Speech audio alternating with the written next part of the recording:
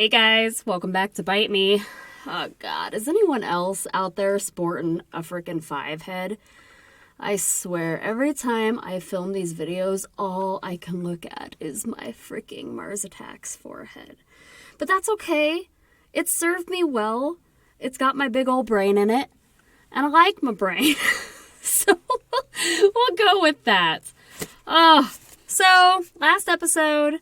in 18, we talked about Trump triggers. If you couldn't tell, I did have a little trouble getting through it. I was feeling triggered by the episode itself. I did feel the need to address his acquittal, but the enthusiasm wasn't there. So for this episode, we're going to do something a little different.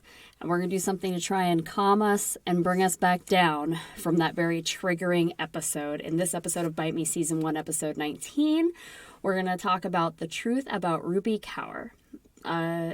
She's a poet, and I own all of her books. There is Milk and Honey was the first one, and The Sun and Her Flowers was the second one, and the third one is Homebody. It's just a little brain reset. And her poems are really about healing and getting to know yourself. And I would say also a big fuck you to the patriarchy. I would love to meet this woman. She's incredible. Her writings are incredible. So I am going to read you her poetry this episode. And maybe you'll enjoy a little bit of the ASMR that's going on as well, because there will be some page turning. I've marked the poems that I think are pertinent to read to you guys. Hopefully they fill up 10 minutes. There may even be a part 2 to this because, God, I don't know why I even went through and flagged the pages on this, because they're all so good. I could read her books over and over again all day long. So, who is Rupi Kaur? She is an Indian-born Canadian poet, illustrator, and author. She rose to fame on Instagram and Tumblr through sharing her short visual poetry. She's 28, you guys.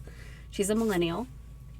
When she was 4, her parents immigrated to Toronto, Canada.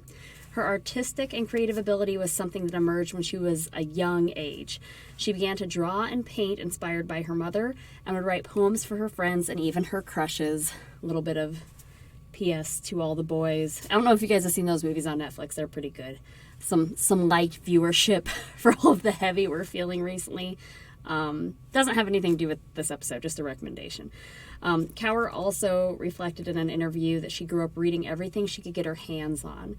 And she was moved by the ability of books to pull one out of their reality and into someone else's. She wanted to put into words feelings we have trouble putting into words. Like the breath before a kiss, or making the mundane beautiful. Isn't that wonderful? God, she's just so great. At the University of Waterloo in Ontario, Kaur was able to pursue her passion by studying rhetoric and professional writing. She began posting her poems on social media sites, and through these venues she gained popularity and published her first collective works in 2015, Milk and Honey.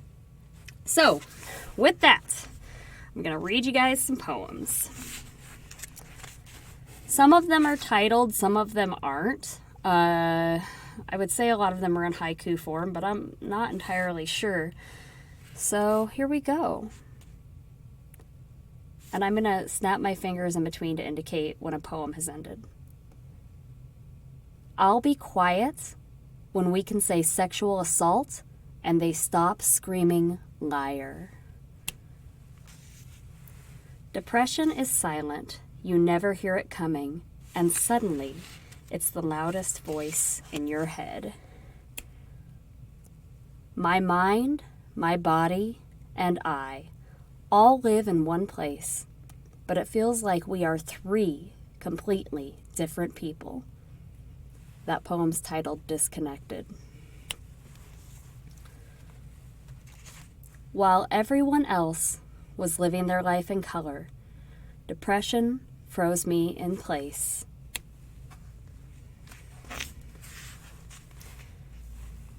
I want to be snapped, cracked, hammered into. I want to open where I'm closed. Find the secret door. Let me out of me. I want something to hold me by the neck, split me down the middle, and make me feel alive again. I don't want to be numb anymore.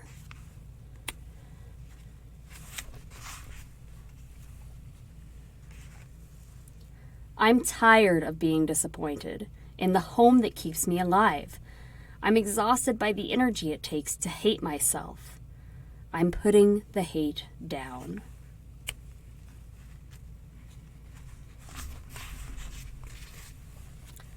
Men like him are experts at smelling out girls like me, the invisible ones who believe they must be ugly because their fathers didn't love them. He said my name, and I had never heard my name dance off a man's lips before. Give me a little attention to someone who's never had any, and they'll be slipping and falling all over the place, unable to contain the joy of being wanted, the relief of being discovered. He groomed me into thinking I couldn't survive without him. This is how men like him trap girls like me. Predator.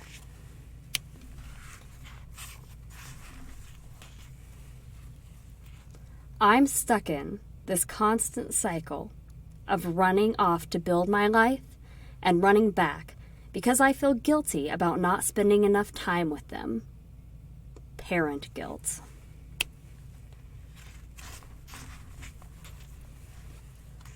We think we are lost while our fuller, found, and complete selves are somewhere in the future. We get on our hands and knees thinking self-improvement will help us reach them. But this finding ourselves bullshit is never going to end. I'm tired of putting off living until I have more information on who I am. I'm a new person every month, always becoming and unbecoming, only to become again. Our fuller selves are not off in the future. They're right here, in the only moment that exists. I don't need fixing. I will be searching for answers my whole life, not because I'm a half-formed thing, but because I'm brilliant enough to keep growing everything necessary to live a vivid life. Already exists in me. I am complete simply because I am perfect.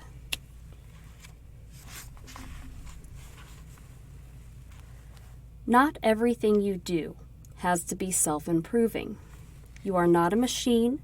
You are a person. Without rest, your work can never be full. Without play, your mind can never be nourished. Balance.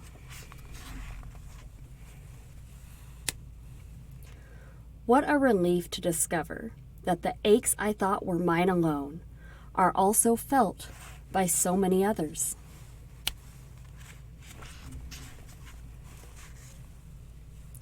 Your voice is your sovereignty.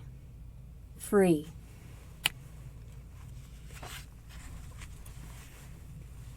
Today I saw myself for the first time when I dusted off the mirror of my mind and the woman looking back took my breath away.